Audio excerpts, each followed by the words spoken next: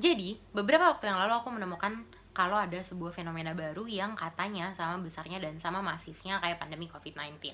Katanya sih fenomena ini kena sama orang-orang yang lebih sering menggunakan video call dan Zoom berlebihan, yang akhirnya dinamakan sebagai Zoom fatigue atau video call fatigue. Yang mana merupakan sebuah fenomena yang lucu karena aku rasa di masa pandemi ini orang-orang merasakan Zoom berlebihan dan juga video call berlebihan. Akhirnya aku bertanya lah, memang apa itu Zoom fatigue itu sendiri? Kemudian emang ada apa di Zoom dan video call itu yang mengakibatkan fatigue atau kelelahan? Dan juga bagaimana caranya aku mencegah atau menanggulangi Zoom fatigue ini sendiri.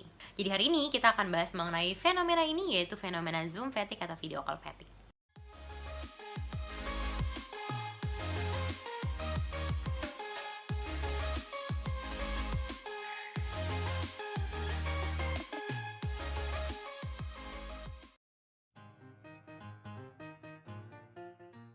Let's start from memang apa itu Zoom fatigue itu sendiri atau video call fatigue itu sendiri. Mungkin aku akan mulai dari teman-teman pernah gak sih ngerasain bahwa kalau misalnya di rumah Zoom atau abis video call gitu ya, itu berasanya lebih capek, lebih lelahnya dibanding dari kalian kalau sehari-hari interaksi sosial gitu.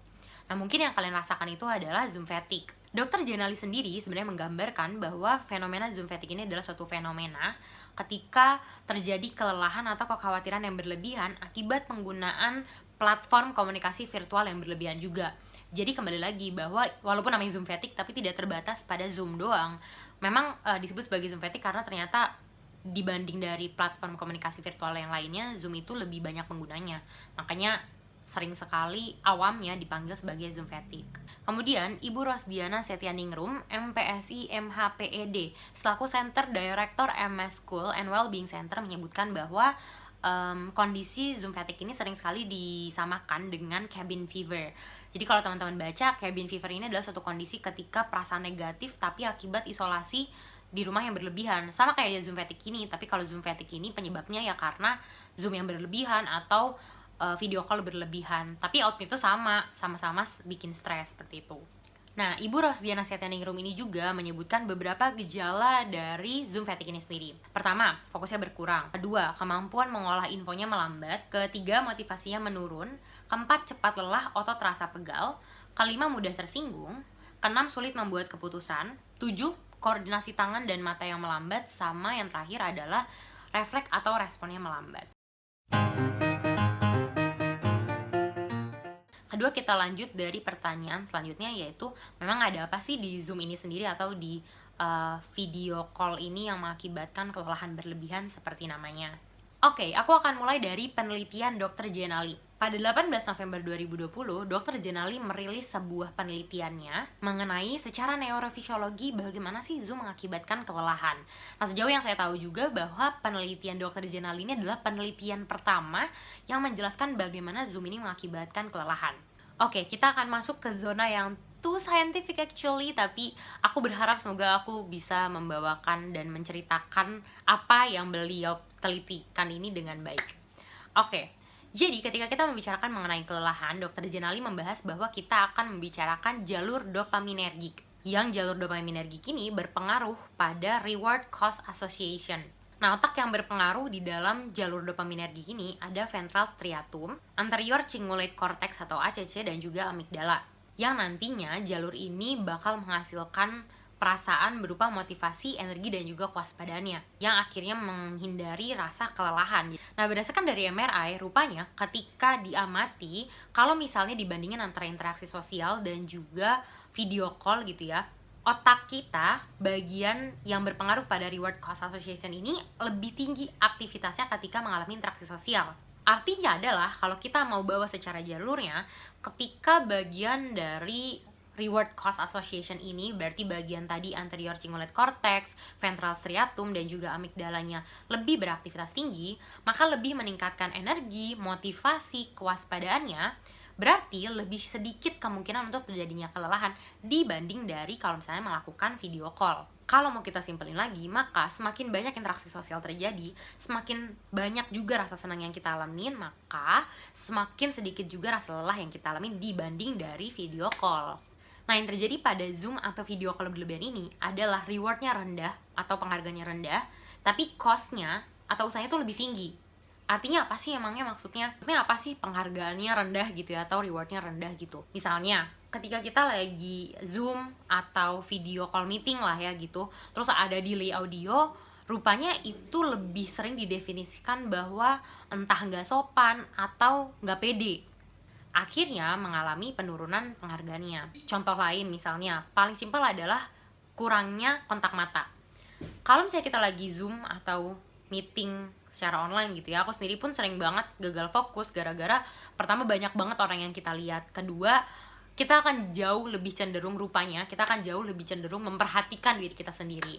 Akhirnya karena kita mengalami penurunan kontak matanya itu yang mana sebenarnya berpengaruh banget dan utama banget dalam interaksi sosial, maka penghargaan itu secara nggak sadar otak kita bakal menurunkan penghargaan tersebut. Sebenarnya ini fenomena ini juga disebutkan di satu sumber yang lain adalah bahwa fenomena ini disebut sebagai gaze awareness. Kemudian apa sih yang dimaksud biayanya tinggi? Simpelnya menurut aku adalah biaya tinggi ini usahanya itu lebih keras. Kayak misalnya, pertama, kita harus benar-benar lebih keras banget memahami bagaimana gaya nonverbalnya mereka. Kedua, kita harus benar-benar aware sama kondisi lingkungan kita, sama kitanya sendiri, sama sinyal-sinyalnya kita.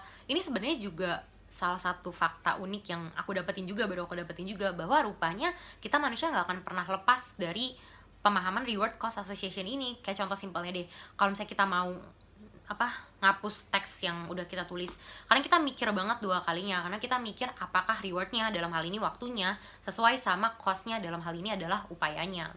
Nah, walaupun nggak dinilai secara objektif ya apa yang kita lakukan secara online, tapi rupanya otak kita akan memproses mengenai reward cost ini, sehingga ketika Zoom ini kita sadarin bahwa rewardnya lebih rendah dibanding dari cost-nya, menurunkan motivasi, energi, dan juga kewaspadaannya, maka lebih meningkatkan kemungkinan kelelahan yang terjadinya. Oke, selain Dr. Jenali, rupanya banyak banget pendapat lain yang muncul dari para ahli. Nanti selama aku membicarakan mengenai opininya, aku akan taruh nama ahlinya dan juga jabatannya entah di sini atau di sini, pokoknya di antara layar inilah ya. Dari Ji Jinghan menyebutkan bahwa kelelahan ini muncul karena lebih harus bekerja keras lagi pada saat sinkronisasi.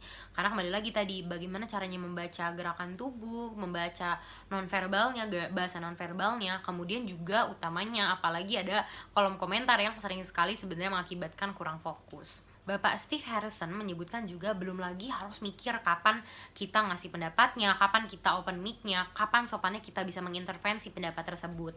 Ada juga pendapat lain yang menyebutkan bahwa kelelahan ini tuh muncul gara-gara kita lebih mikirin demand-nya dan juga lebih insecure sih sama apakah orang yang lagi kita ajak ngomong ini sama kita apa enggak gitu. Nanti gimana kalau misalnya kita tanya terus orangnya nggak jawab, jadi kita berasa kayak ngomong sama angin gitu kan. Jadinya sebenarnya lebih ke peningkatan social pressure, I guess.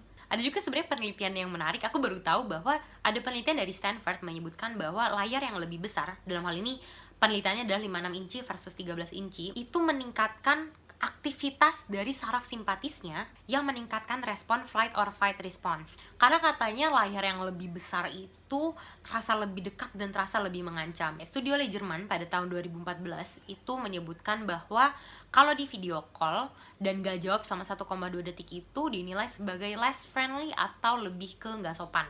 Kembali lagi sebenarnya bahwa social pressure. Studi juga menunjukkan bahwa percakapan secara langsung itu meningkatkan hormon-hormon yang fungsinya buat kesenangan kayak dopamin dan juga serotonin. Ada juga most popular opinion yang saya dapat itu dari Gian Piero Petriglieri. Saya nggak tahu cara bacanya bener apa enggak, kalau salah mohon dikoreksi. Beliau memang khusus mempelajari mengenai pembelajaran dan pengembangan berkelanjutan di tempat kerja.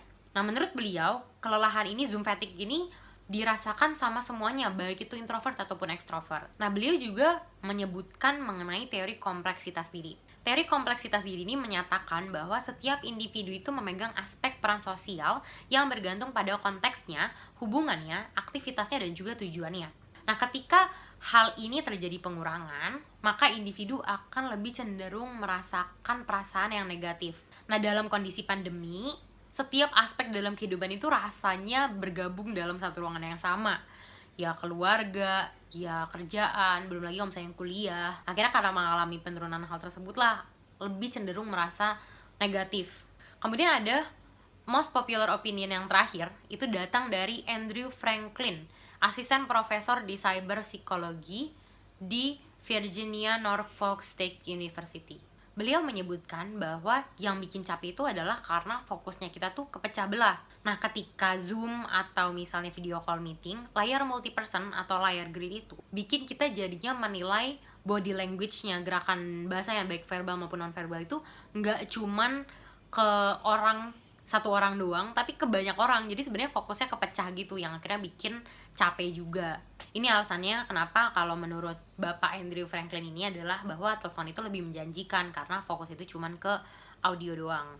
Oke, in summary sebenarnya kalau misalnya kita mau tarik benang merah gitu ya, bahwa sebenarnya sadar nggak sadar otak kita akan memproses bahwa secara virtual itu akan lebih put effort, taruh usaha yang lebih banyak, sehingga akhirnya berujung lebih ke merasa lelah gitu.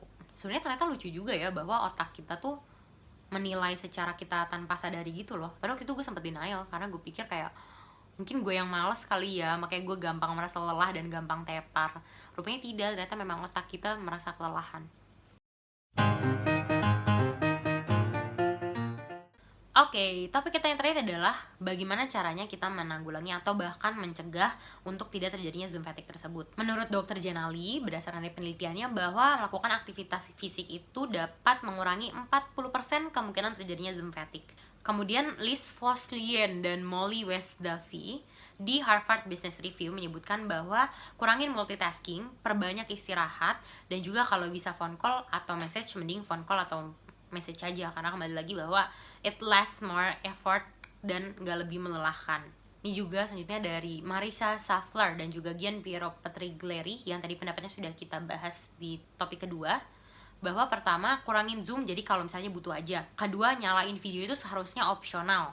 Ketiga, penempatan kamera kalau misalnya di samping itu katanya lebih fokus dibanding dari kalau misalnya kita naruh kameranya itu di tegak lurus sama kita, karena katanya kalau misalnya kita naruhnya lebih ke sampingan kita itu berasa bahwa orangnya itu ada di samping kita. Keempat, ini sebenarnya salah satu saran yang baik banget untuk para pemimpin rapat, bahwa di antara setiap sela Zoom, pastikan bahwa setiap partisipan dalam keadaan yang baik-baik aja.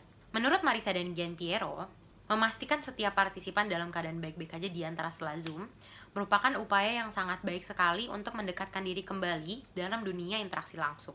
Yang terakhir adalah bangun periode istirahat di antara setiap Zoom-nya, baik itu peregangan, minum, tidur sebentar mungkin, ataupun tadi seperti menurut Dr. Janali adalah aktivitas fisik.